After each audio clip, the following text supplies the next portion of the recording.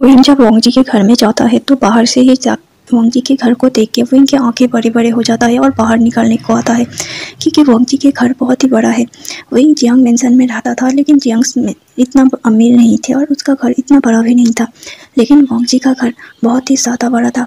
Wing सोचता है कि इसमें शायद आराम से 100-200 लोग तो फिट हो ही सकते हैं, लेकिन अभी तो उसका और भी हैरान होना बाकी था, क्योंकि जब वो घर के अंदर एंटर करता है तो अंदर देख के वो पूरा हैरान हो जाता है। पूरा राजमहल जैसा था घर अंदर से।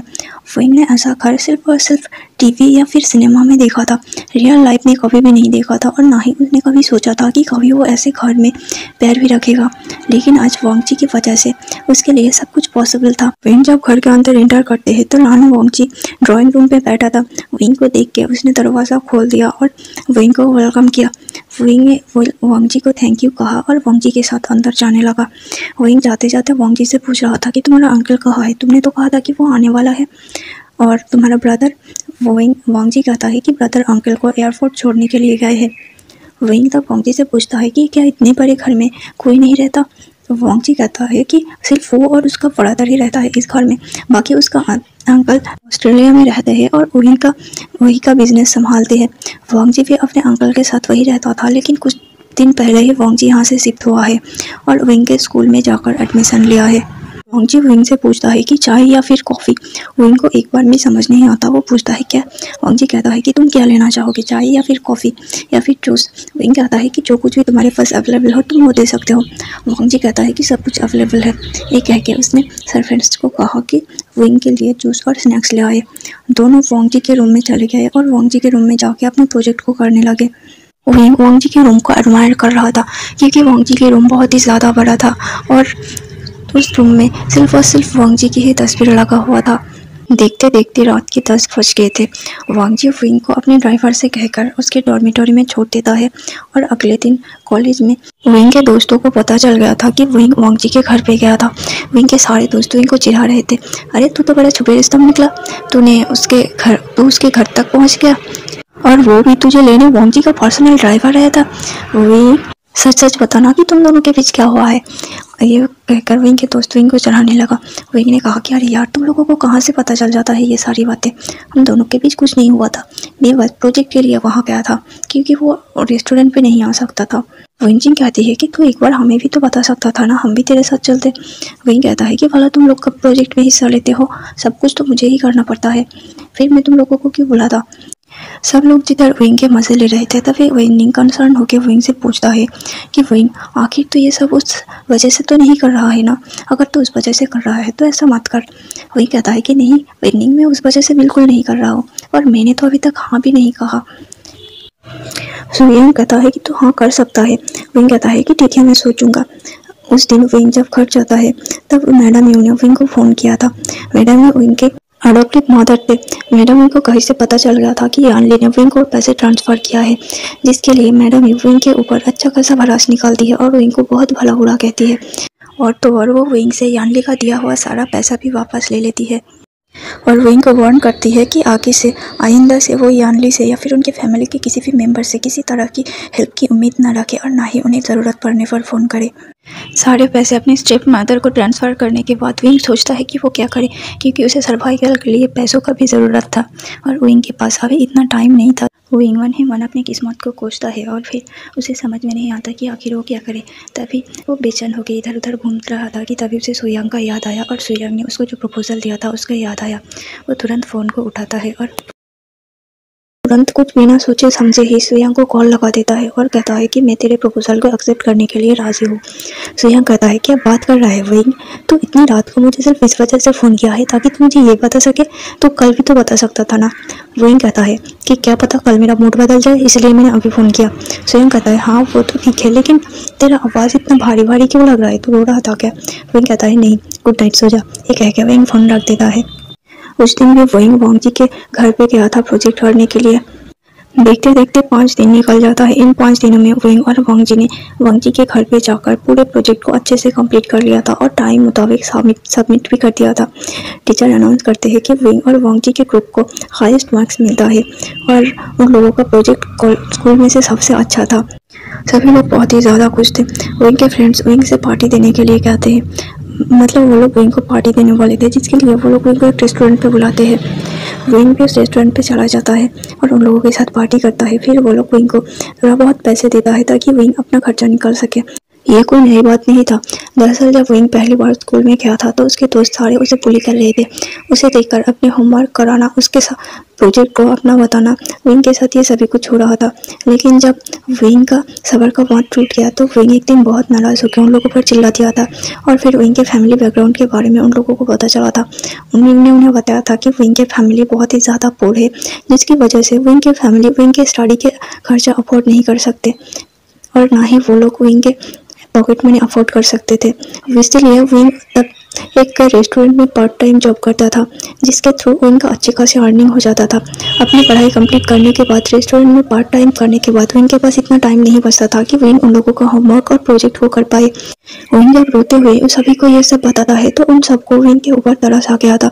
सभी ने विंग से कहा था कि तू तो पढ़ाई में ऐसे भी अच्छा है, तो एक काम करना, तो हमारे सारे होमवर्क्स और प्रैक्टिकल्स और प्रोजेक्ट को कर दिया करना, एग्जाम में भी हमारा थोड़ी बहुत हेल्प कर देना, हम तुझे इसके लिए पे किया करेंगे।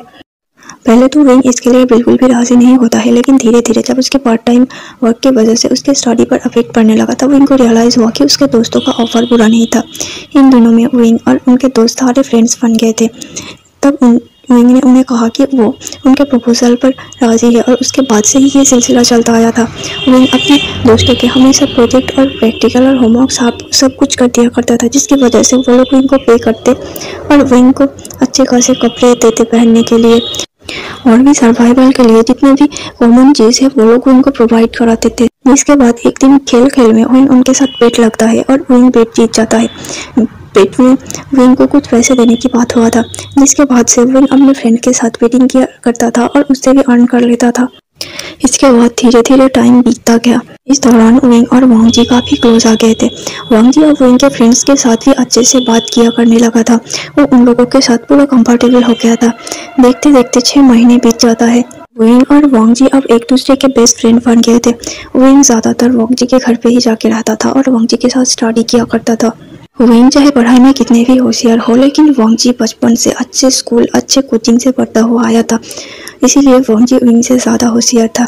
इसीलिए वांग जी कभी कभी विंग को जो चीज़ समझ में नहीं आता था वो विंग को पढ़ा दिया करता था और दोनों अब एक साथ मिलकर ही स्टडी करते। विंग को भी पता था कि उसके स्कॉलरशिप उसके लिए कितना ज़रूरी है, इसीलिए वो वांग जी से बेझिझक हेल्प ले लिया करता था। देखते देखते उन लोगों का मिड टर्म आ गया था। मिड टर्म के लिए बस अब कुछ ही दिन और बाकी थे, यही कुछ 15-16 दिन। विंग हर रोज़ वांग जी के घर पे जाया करता था, दोनों एक साथ मिलकर डिनर करते। इन दिनों में विंग और वांग जी कुछ ज़्यादा ही क्लोज आ गए थे। वो दोनों सोचते थे कि वो दोनों एक दूसरे के लिए बेस्ट फ्रेंड है, लेकिन शायद उनका रिश्ता इससे भी आगे बढ़ चुका था, क्योंकि विंग वांग जी के लिए कुछ अलग ही फील करता था और उधर वांग जी भी अपने दिल में विंग के लिए कुछ अलग ही फील करता था, लेकिन एक दूसरे के सामने ऐसे दिखाते थे जैसे कि दोनों बेस्ट फ्रेंड है। विंग तो अब वांग जी के ब्रदर सिचन से भी कंफर्टेबल हो गया था। सिचन ये देख के बहुत खुश था कि वांग जी ने फाइनली अपना दोस्त बना लिया है। एक दिन सिचन विंग को कहता है कि तुम वांग जी का अच्छे से ध्यान रखना। विंग कहता है हाँ, लेकिन आपका ब्रदर इतना शांत क्यों है? बहुत ही ज़्यादा इंट्रोवर्ट है, वो किसी से बात ही नहीं करता। वो तो मुझे कितनी ज़्यादा मेहनत करनी पड़ी तब जाके वो मेरा दोस्त बना। तब सिचन विंग को एक स्टोरी सुनाता है। सिचन विंग से कहता है कि दरअसल वांग जी बचपन में कुछ जर्ली नेचर का था, इतना ज़्यादा रूड और कोल्ड नहीं था, लेकिन जब उनका मदर फादर का डेथ हो जाता है उसके बाद वांग जी पूरा चुप हो गया था। लेकिन फिर भी वांग जी के लाइफ में सिर्फ और सिर्फ उसका एक ही दोस्त था, इवान। वांग जी इवान के साथ बहुत कंफर्टेबल था, दोनों बेस्ट फ्रेंड थे। यहाँ तक कि हमने तो सोच लिया था कि वांग जी के साथ अगर वांग जी किसी का पैर में नहीं पड़ता फ्यूचर में जाके तो हम इवान के साथ वांग जी की ही शादी कराएंगे। सिचन की ये बात सुन के विंग को पता नहीं क्यों लेकिन कुछ अच्छा नहीं लगता। किसी और के साथ वांग जी का शादी ये सुनते ही विंग के अंदर कुछ अलग सा महसूस हो रहा था। विंग को बेचैनी हो रहा था और विंग के जलन हो रहा था। तभी सिचन कहता है कि लेकिन उसने भी एक दिन वांग जी का साथ छोड़ दिया। विंग तब अपनी क्यूरियोसिटी के चलते सिचन से पूछता है कि आखिर इवान ने वांग जी के साथ ऐसा क्यों किया था। सिचन तब बताता है कि जो कुछ भी था उसमें इवान का कोई गलती नहीं था। उस बेचारे को पता भी नहीं था कि वो अंदर ही अंदर एक बीमारी से जूझ रहा था। फिर एक दिन उसका तबीयत बहुत ज़्यादा ख़राब हो गया। डॉक्टर को दिखाया गया। डॉक्टर ने कहा कि उसका स्टोमक कैंसर है, जिसके बाद उसका बचना नामुमकिन था। वांग जी अपने बेस्ट फ्रेंड के लिए हर वो मुमकिन कोशिश कर रहा था कि वो अपने बेस्ट फ्रेंड को खुश कर सके।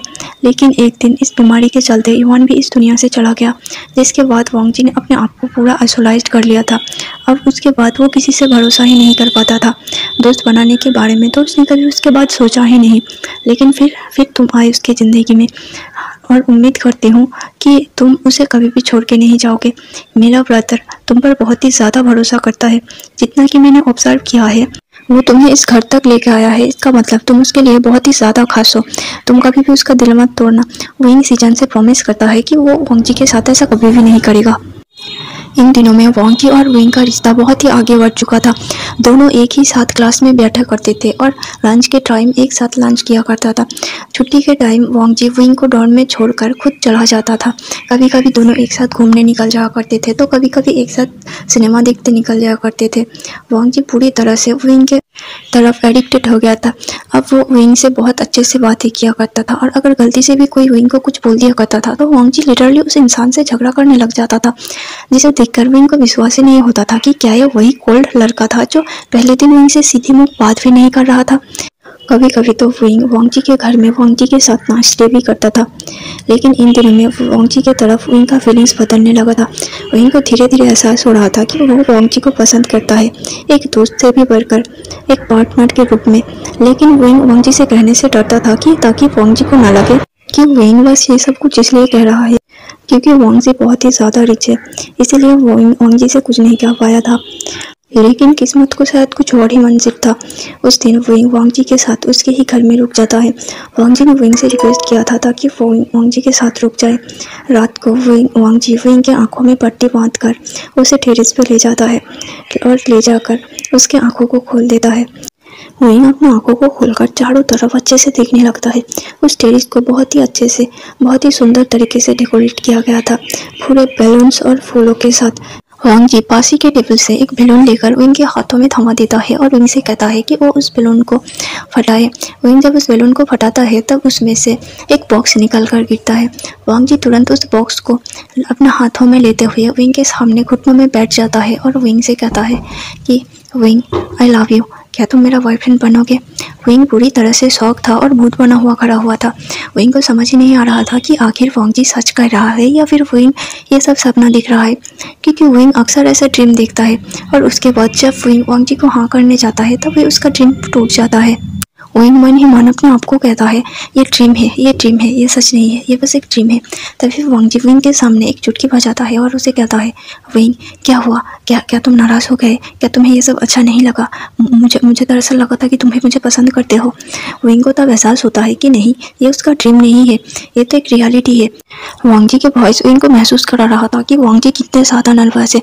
वांग जी बस मन ही मन ये प्रे कर रहा था कि विंग कहीं उसे ना बोल दे या फिर उन लोगों की दोस्ती को ख़त्म ना कर दे, क्योंकि बड़ी मुश्किलों के बाद वांग जी को विंग एक दोस्त की नज़र में मिला था, और सिर्फ एक दोस्त के रूप में ही नहीं, विंग वांग जी के लाइफ में उससे भी ज़्यादा बढ़कर मैटर करता था, जिसकी वजह से वांग जी विंग को अपनी लाइफ से कभी नहीं जाने देना चाहता था। और धीरे धीरे वांग जी को ये रियलाइज़ हो गया था कि वो विंग को एक दोस्त से बढ़कर चाहता है। इसीलिए वांग जी प्लानिंग करता है कि विंग को अपने मन की बात बता ही देगा। और फाइनली बहुत हिम्मत करने के बाद वांग जी ने विंग को बता दिया था। अब वांग जी विंग के सामने घुटनों पर बैठा हुआ था और नर्वस होता जा रहा था। विंग को अपने सामने अपना सपना सच होता दिख रहा था। वो तुरंत वांग जी को हाँ कर देता है और उसके फिंगर्स को आगे बढ़ा देता है। वांग जी उसके फिंगर्स में उस रिंग को पहना देता है और फिर ऊपर उठ के विंग को एक पैशनेटली किस करता है।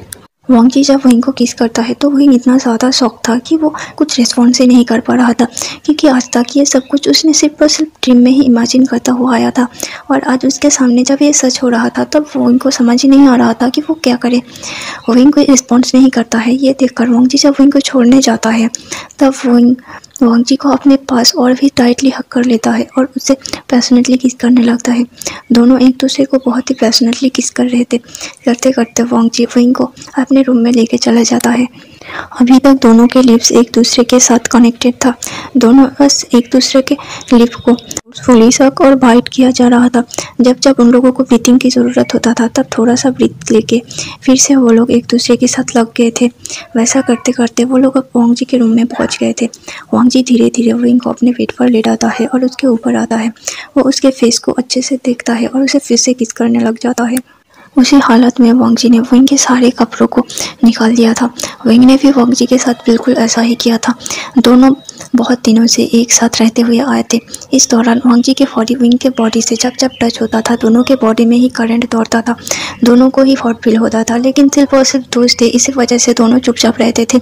लेकिन आज दोनों ने जब एक दूसरे को फीलिंग्स के बारे में बता दिया था तब दोनों को ही और इंतज़ार नहीं हो रहा था। वैसे करते करते दोनों एक दूसरे के साथ कनेक्टेड हो जाते हैं और मैडली लव मेकिंग करने लगते हैं। विंग वांग जी के नीचे जोर जोर से आवाज़ कर रहा था और वांग जी विंग को ऐसे देखकर एंजॉय कर रहा था। वांग जी को लग रहा था कि ये उसके लाइफ का सबसे बेस्ट दिन है।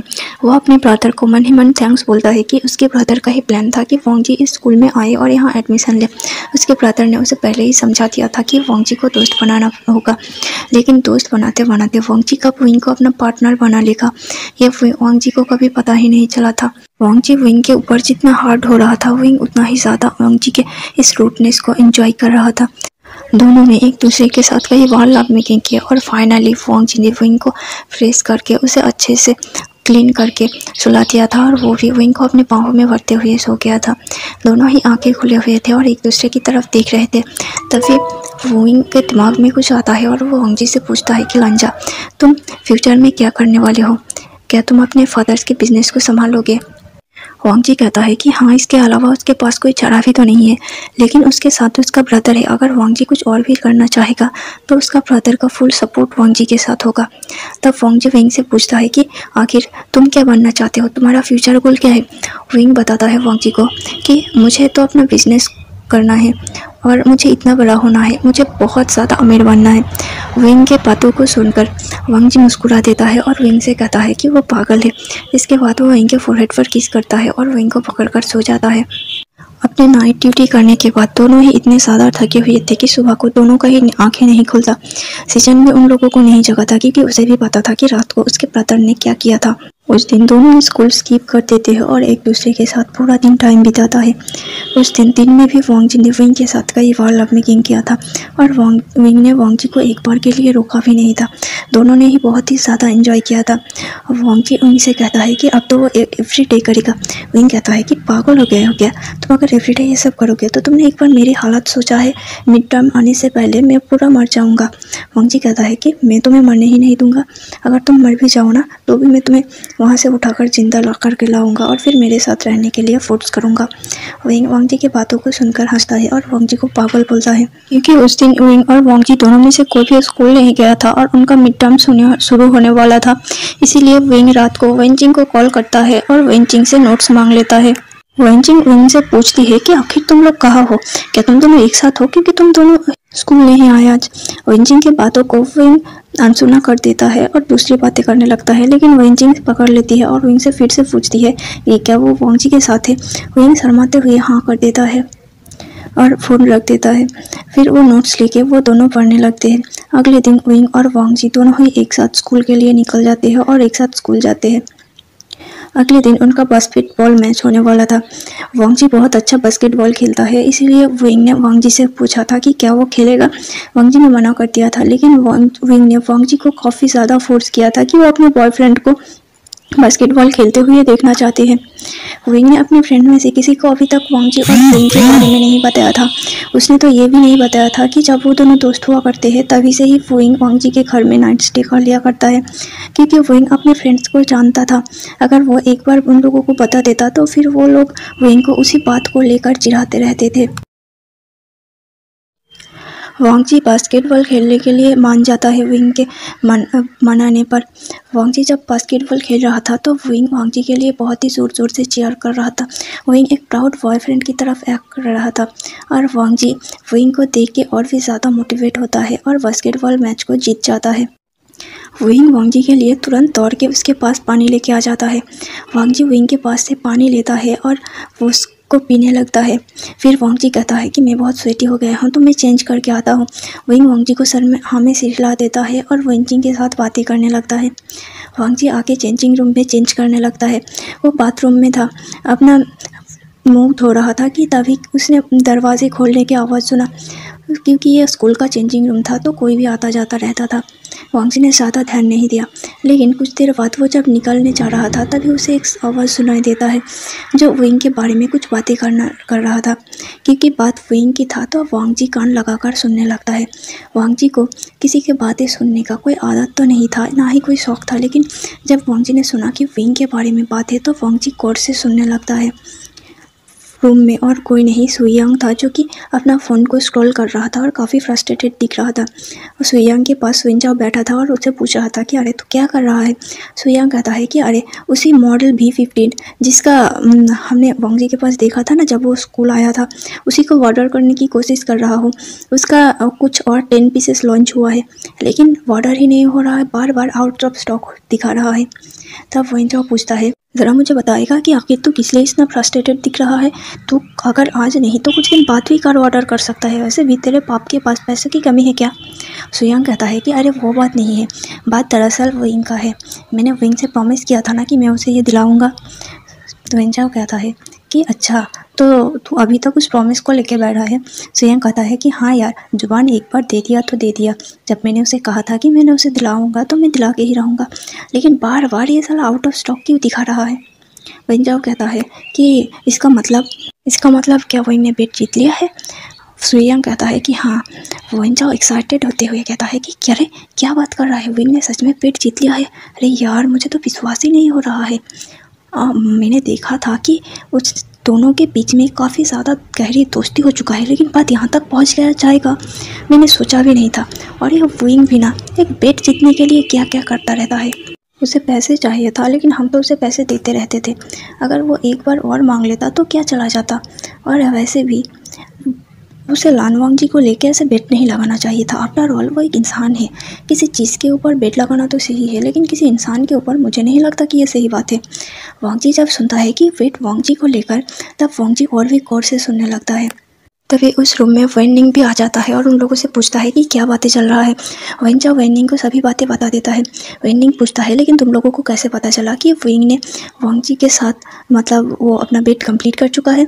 तभी सुयांग कहता है अरे तुझे नहीं पता, तेरी बहन वेंचिंग ने ही तो मुझे बताया है कि विंग 2 रातों से वांगजी के साथ उसके घर पे उसके बेडरूम में था और देखा नहीं था तूने कि कल दोनों ही एब्सेंट थे। तब विंचाओ कहता है कि क्या इस वजह से विंग स्कूल नहीं आया था और वांगजी भी। अरे यार बात इतना दूर पहुंच गया है, मैंने तो सोचा था कि ये बस एक नॉर्मल हुकअप है, लेकिन दोनों इतना आगे बढ़ जाएगा मैंने तो कभी सोचा भी नहीं था। वार्निंग कहती है कि गाइस मुझे लगता है कि तुम लोग गलत समझ रहे हो। ऐसा भी तो हो सकता है कि विंग वांगजी के साथ पेट की वजह से ना हो, इसलिए भी हो कि वो वांगजी को चाहता है। सुयांग कहता है कि ऐसा नहीं हो सकता, तूने नहीं देखा था क्या, विंग सभी के साथ प्लॉट करता रहता है, उसके दिल में किसी के लिए जगह कभी नहीं हो सकता। विंग सिर्फ और सिर्फ पैसों से प्यार करता है और उसे सिर्फ और सिर्फ पैसों से ही मतलब है। अगर वो वांगजी के साथ जेन्युइन दोस्ती करना चाहता था तो वो मेरे मीटिंग पर राजी क्यों हुआ था भला। वार्निंग कहती है कि क्या विंग ने राजी हाँ कह दिया था, हमें तो नहीं पता था। सुयांग कहता है कि जब उस दिन एक दिन रात में विंग सुयांग को फ़ोन किया था और कह रहा था कि विंग उस बेट के लिए तैयार है और वो चाहता था कि मैं अपना प्रॉमिस याद रखूं और अपना प्रॉमिस पूरा करूं। तब विंग कहता है कि हाँ लेकिन विंग ने अच्छा नहीं किया। वांगजी एक अच्छा खासा इंसान, भला इंसान है, उसके पास बहुत पैसा है।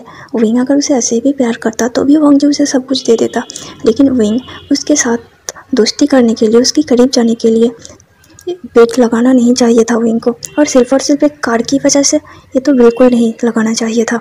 उन तीनों को ही नहीं पता था कि उस चेंजिंग रूम में उन तीनों के अलावा एक चौथा इंसान भी था जो कि उन तीनों के बातों को शुरू से ही सुनता आया हुआ था।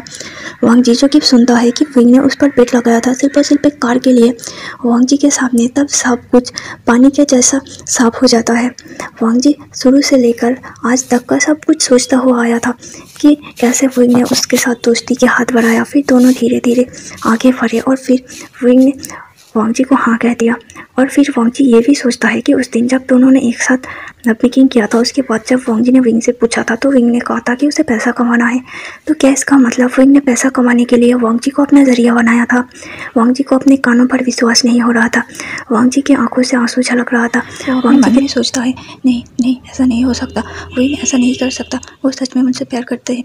लेकिन उसने अपने कानों से जो सुना था वो उस पर भी ना ही यकीन कर पा रहा था और ना ही उस चीज़ को भुला पा रहा था। वांग जी बस एक कन्फर्मेशन चाहता था कि ये सब कुछ झूठ है। उसके दिल और दिमाग में जंग छिड़ चुका था। वांग जी अपने आप को संभाल ही नहीं पा रहा था। उसे यकीन नहीं हो रहा था कि क्या हो गया। कल नहीं, परसों ही तो दोनों ने एक दूसरे को लबकन पेश किया था और दोनों एक दूसरे के इतने ज़्यादा करीब थे, इतने ज़्यादा करीब कि उसके अंदर से हवा भी नहीं पास हो सकता था। और आज वांग जी को पता चल रहा है कि ये सब कुछ एक बिट्रियल था, ये सब कुछ एक नाटक था, एक बेट का हिस्सा था। वांग जी का पूरा बॉडी कांप चुका था। वांग जी अपने आप को संभाल नहीं पा रहा था। वो दीवार पर लीन होकर खड़ा हो जाता है और अपने दिमाग के अंदर जो सारी चीज़ चल रहा था उसे क्लियर करना चाहता था। लेकिन वांग जी के दिमाग काम करना बंद कर दिया था और उसके सिर में बहुत ज़्यादा तेज़ दर्द हो रहा था, क्योंकि वो कुछ ही देर पहले ही बास्केटबॉल खेल कर आया था धूप से, और आते ही उसने बहुत सारा पानी पी लिया था। और अब वो जब ये सब कुछ सुन रहा है वो खुद को संभाल नहीं पाया और तुरंत उस वॉशरूम से निकल गया और जाके वेंजाओ के कॉलर को पकड़ लिया। वेंजाओ वांग जी के सामने था। उन तीनों को ही नहीं पता था कि वांग जी ऐसे रिएक्ट करेगा और उसके सारी बातों को सुन लेगा। वेंजाओ कहता है, वांग जी तुम कहाँ थे और तो क्या तुमने कुछ सुना है? तब भी वांग जी वेंजाओ से ऊपर चिल्लाते हुए कहता है कि बताओ मुझे कि यह क्या सच है? तुम तीनों ने जो कहा क्या वो सच है? अब सुयांग कहता है कि वांग जी जरा हमारा बात तो सुनो। लेकिन वांग जी उसे आंखें दिखाता है और कहता है कि मैंने पूछा कि क्या यह सच है जो कुछ भी तुम तीनों ने कहा? वेनिंग वांग जी को समझाने की कोशिश कर रहा था, लेकिन वांग जी कुछ भी समझने के मूड में ही नहीं था।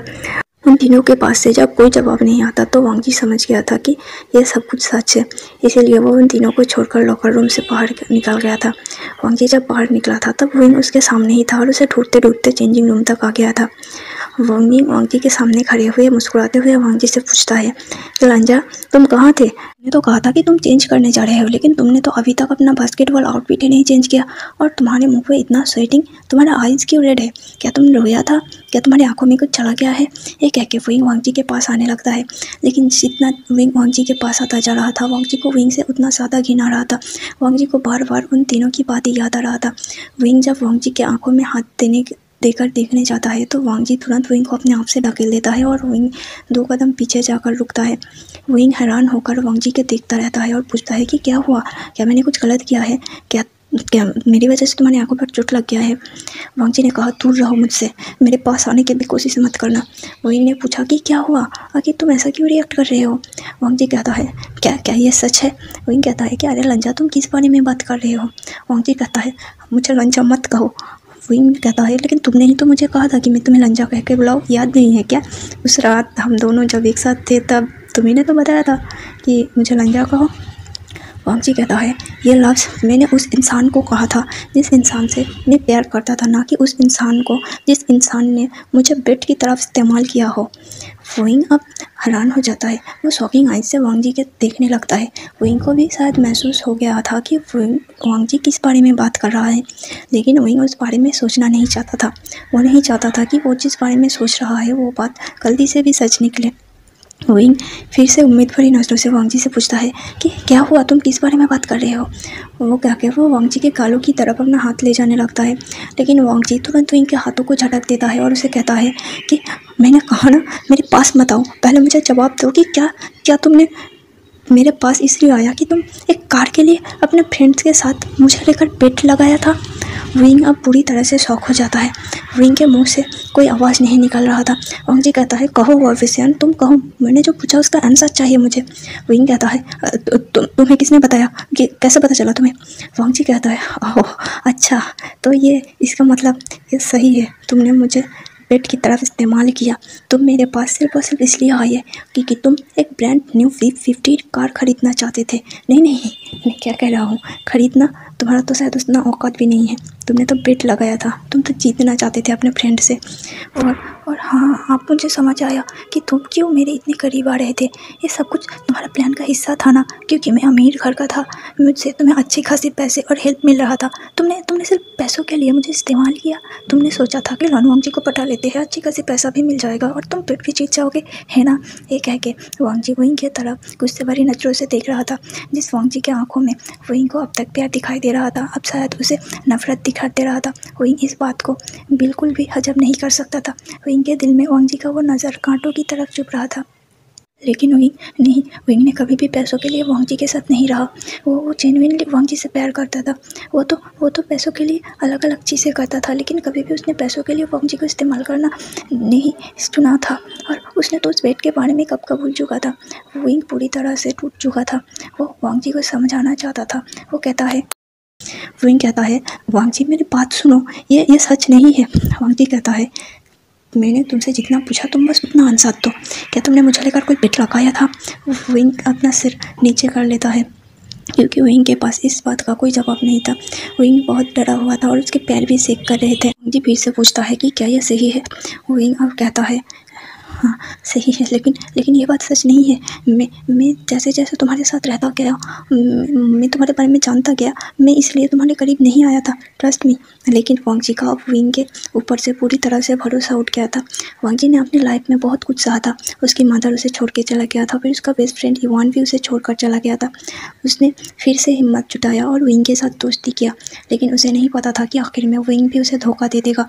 उसने तो विंग के साथ अपना पूरा फ्यूचर इमेजिन कर लिया था। वांग जी विंग से कहता है, क्यों, आखिर क्यों तुमने ऐसा किया। कल ही तो हमारे बीच वो सब कुछ हुआ था। मैं कितना ज़्यादा खुश था। मैं ही पागल था जो तुम्हें लेकर अपना फ्यूचर इमेजिन करने लगा था। लेकिन मुझे बिल्कुल भी कभी भी नहीं लगा था कि मुझे सच का ऐसे पता चलेगा। मुझे इतना दर्द नहीं होता अगर तुम मुझे सीधी तरह से बता देते। तुम्हारे लिए मैं सब कुछ करने को राजी था विंग। अगर तुम मुझसे एक बार कह देते तो मैं तुम्हारे लिए आसमान से चांद तारे भी तोड़ लाता। तुम अगर एक बार भी मुझसे कह देते, मैं अपना पूरी प्रॉपर्टी तुम्हारे नाम कर देता। तुम्हें किसी भी चीज़ की कमी महसूस नहीं होने देता। तुमने मुझे बिट्रे क्यों किया। विंग वांग जी से कहता है, वांग जी एक बात मेरी बात सुन लो। वांग जी कहता है, अब सुनने और कहने के लिए कुछ भी नहीं है। गुड बाय वेविसियन, आज से मैं तुम्हारा चेहरा भी नहीं देखना चाहता। ये कह के वांग जी विंग को धक्का देता है और उसके सामने से निकल जाता है। विंग जो कि वांग जी के पीछे पीछे दौड़ रहा था और वांग जी को बुला रहा था, लेकिन वांग जी के दिमाग में बहुत कुछ भरा हुआ था जिससे कि वांग जी छुटकारा पाना चाहता था और वो उस स्कूल से निकल जाता है। विंग वांग जी के पीछे पीछे जाता है, लेकिन वांग जी अपने कार में बैठकर वहाँ से निकल जाता है। विंग अपने घुटनों में गिरकर सिर्फ और सिर्फ रोता रहता है और वांग जी को चिल्लाते रहता है, जा प्लीज़ वापस आ जाओ लंजा। ये कह के विंग चिल्लाने लगता है। विंग अपने घुटनों में बैठ जाता है और उसके पास इतना भी ताकत नहीं था कि वो फिर से दोबारा चिल्लाए। वो बस अपने मन में ही गुनगुनाते हुए कहता है कि ट्रस्ट मी वंजा, मैंने कभी भी ऐसा नहीं सोचा था। मैं तो उस पेट के बारे में कब का भूल चुका था। हाँ शुरू में मैंने सोचा ज़रूर था, लेकिन फिर मैंने उस वजह से तुम्हारे करीब नहीं आया था। मैं तुमसे सच में प्यार करता था। तुम वो पहले इंसान थे जिसने मुझे यह यकीन दिलाया था कि मैं भी प्यार के लायक हूँ। अगर मेरे सीचे के बाद मुझसे कोई प्यार करता था तो वो तुम थे। विंग और कुछ कह पाता इससे पहले कि विंग के दोस्तों विंग के पास आ गए और उसे वहाँ से उठाने लगे, लेकिन विंग जोर जोर से रो रहा था। सुयांग विंग को हक कर लेता है और विंग सुयांग के चेस्ट पर अपना सिर रख के रोने लगता है। विंग कहता है, सुयांग प्लीज़, वो चाह रहा है, उसे समझा। मैं सिर्फ पेट के लिए नहीं था, मैं सच में उससे प्यार करता हूँ। मैं उसके बिना जी नहीं पाऊँगा, प्लीज़ उसे समझा। उसे ले कह रहा, उसने मुझे गंदा कहा, वो मुझे छोड़ के चला गया, मैं उसके बिना नहीं रह सकता, प्लीज़ उसे वापस ले आओ लंजा। ये कह के विंग जोर जोर से रोने लगा। सुयांग विंग को चुप कराने की कोशिश कर रहा था, लेकिन विंग अपने इमोशन में पूरा बह गया था। वो अपने इमोशन को कंट्रोल ही नहीं कर पा रहा था। सभी को पता चलता है कि किस वजह से ये हुआ है। तब वेंजिंग कहती है कि आई एम सॉरी, मुझे नहीं पता था कि ये सब कुछ हो जाएगा, गलती मेरी ही है। मैंने ही सुयांग को इस बारे में बताया था। लेकिन विंग कुछ सुनने की मूड में ही नहीं था। विंग बहुत ही ज़्यादा डिवास्टेटेड हो चुका था। वो बस लंजा कर रहा था। सभी लोग विंग को यकीन दिलाते हैं कि वांग जी कल स्कूल वापस आ जाएगा, तो सभी लोग वांग जी से जाके माफ़ी मांगेंगे और सारे मिसअंडरस्टैंडिंग क्लियर कर लेंगे। दिन विंग अपने डॉर्म में जाके पूरा रात सो नहीं पाया था और रात में वांग जी को बहुत सारा मैसेजेस और कॉल करता है, लेकिन वांग जी ने विंग को पूरी तरह से ब्लॉक कर दिया था। विंग किसी भी तरह से वांग जी को कांटेक्ट नहीं कर पा रहा था। विंग के दोस्तों के पास भी वांग जी का कांटेक्ट नंबर नहीं था कि वो उन लोगों से पूछे कि वो वांग जी को कांटेक्ट करे। विंग को कल का इंतज़ार करना पड़ता है। अगले दिन विंग इसी उम्मीद में स्कूल जाता है कि वांग जी आ जाएगा, लेकिन उस दिन भी वांग जी नहीं गया था। अगले एक हफ्ते तक विंग वांग जी के इंतज़ार में रहता है, लेकिन वांग जी स्कूल में नहीं आता। सभी लोग सोच रहे थे कि शायद वांग जी दुखी था, सैड था, इसलिए स्कूल नहीं आ रहा था। विंग के दोस्त विंग के हालत को और देखा नहीं जा रहा था।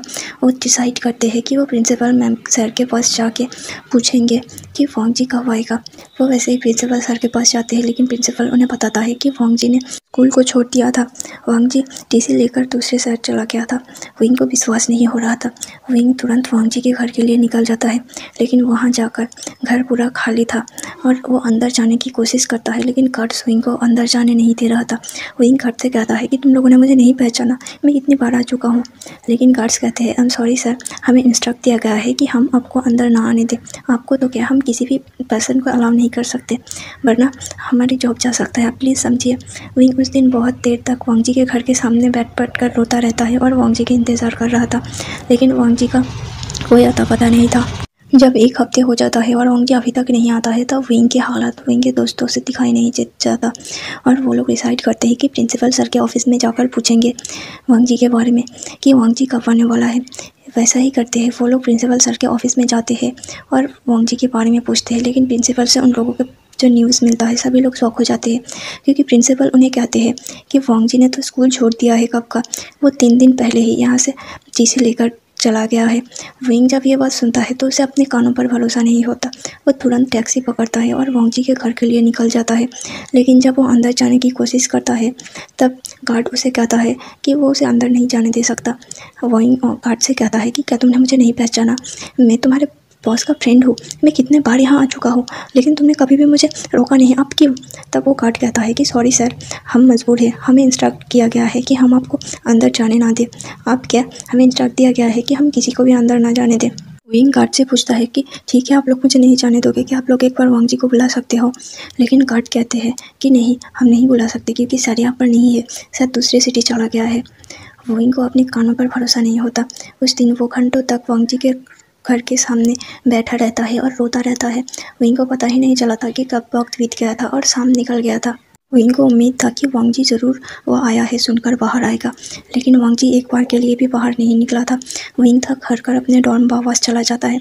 आज विंग सोच रहा था कि उसने अपनी बेवकूफ़ी के चलते अपने मोस्ट प्रीसियस इंसान को खो दिया। उसके पास अपना कहने के लिए कोई नहीं था। बचपन में ही उसके पेरेंट्स का डेथ हो गया था, जिसके बाद उसके मदर का फ्रेंड जियांग फेंगमियान ने विंग को अपना अडॉप्टिव सन घोषित कर दिया था। लेकिन विंग को अडॉप्ट करने पर मैडम ये बहुत गुस्सा हुई थी। उसने कभी भी विंग को नहीं अपनाया। उसने हर बार विंग को धिक्कारा है, यहाँ तक कि विंग के लिए एक पैसा तक खर्चने को तैयार नहीं होती थी वो। इसीलिए विंग को बहुत सारी मेहनत करनी पड़ी और स्कॉलरशिप लेनी पड़ी। विंग को अगर कोई इंसान बहुत ज़्यादा प्यार करता था तो सिर्फ वो एक सीजे थी उसका, लेकिन उसका सीजे सिर्फ उसे इसलिए प्यार करती थी क्योंकि वो उसका अडॉप्टिव भाई था। लेकिन लंजा तो बिना किसी शर्त के ही विंग को प्यार कर रहा था। विंग ने लंजा के फीलिंग्स के साथ भी खेला है। विंग अपने आप को बहुत ही गिल्टी फील कर रहा था। विंग अपने आप को माफ़ नहीं कर पाया था। उसे किस्मत ने एक मौका दिया था प्यार पाने का, लेकिन उसने अपने हाथों से उस मौके को गंवा दिया। विंग को बहुत ही ज़्यादा तकलीफ हो रहा था और उसके सांसें फूल रहा था। विंग पानी पीकर रोते रोते वही सो जाता है। विंग अपने घुटनों को हक किए हुए सोया रहता है और वही सोचता है कि काश कि वो ये सब कुछ ना करता, काश की किस्मत उसे दोबारा अपने लंजा को अपने पास पाने की एक मौका देता। विंग उस मौके को कभी भी नहीं छोड़ता। ये सोचते सोचते विंग कब सो गया, विंग को पता भी नहीं चला। चलिए इस कहानी को यहीं पे ख़त्म करते हैं। अगर आपको कहानी अच्छा लगा तो प्लीज़ वीडियो को लाइक, शेयर और कमेंट करना और जाते जाते चैनल को सब्सक्राइब भी कर देना, ताकि मुझे मोटिवेशन मिले और मैं दोबारा एक अच्छी सी स्टोरी ला पाऊँ।